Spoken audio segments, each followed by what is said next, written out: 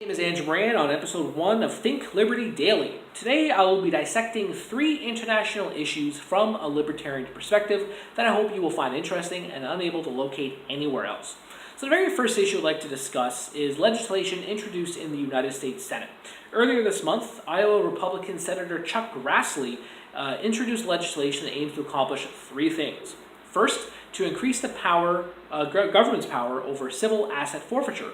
Second, mandate private business to monitor your financial activities. And 3, give the government greater power to spy on you if you are suspected of illicit financial activities, even if by accident.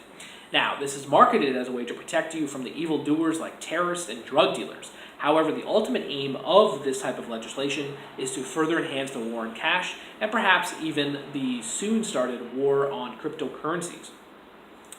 It is no secret that the government wants to control you, wants to keep you under its thumb, and to monitor and track every single thing you do.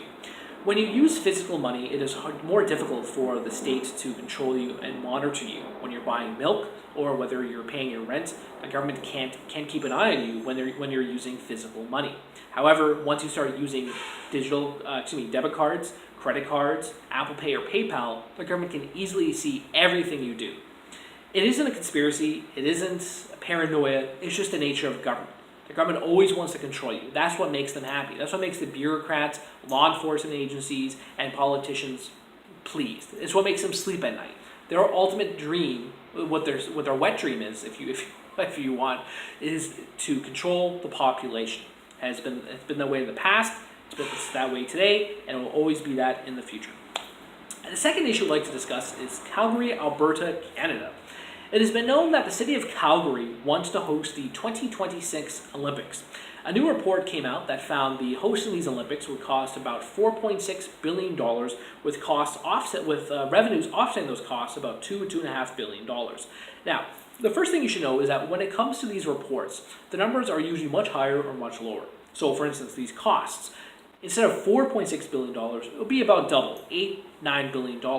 Revenues, probably be around $2.5 billion as the report states. The second thing is that these Olympics usually benefit only 3 entities: the well-connected affluent, vanity-seeking politicians, and crony business. It doesn't benefit you, doesn't benefit taxpayers, it only places a burden on taxpayers in Canada at both the municipal, provincial, and federal level. Third is that, as we've seen in previous years, these Olympics destroy communities, destroy neighborhoods, destroy budgets, and destroy, most important of all, the taxpayers. Only politicians and media ever claim Olympics to be a success. You're going to see that in Qatar. You've seen that in Brazil. Although we saw firsthand what happened. People are dying in Qatar right now, and in Brazil you had green water. That I don't know how you can measure that as successful. They did it in Ontario when it came to the Pan Am Games. Despite the Pan Am Games going over budget, they declared it as a success. Only in politics can you declare something that went over budget to be a success. The third and final issue I'd like to discuss is Argentina. The Argentine government recently issued 100-year bonds on Monday, which sold for about $2.5 billion, although there were about $9.57 billion in demand. So it had an oversubscription rate of about 3.5 times of what the government sought out. Now, the Argentine government declared it as a success and saying that they were able to regain the confidence and credibility in the international market and the world stage. Now, 100-year bonds, 50-year bonds, or just in general ultra-long bonds have been a popular trend that governments have utilized in the last couple of years.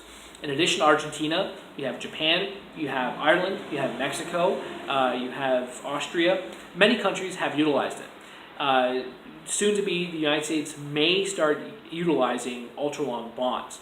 Treasury Secretary Steven Mnuchin noted earlier this year that the Trump administration is seeking out all the tools available for them to see if these long-term bonds would suffice for their fiscal mess.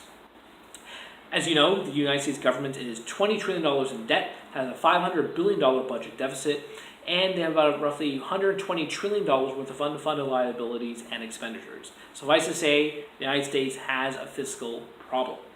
Now, what governments tend to do when they have these spending problems and debt problems and deficit problems is that they kick the can further down the road as opposed to taking the medicine they need, and in this case, spending cuts.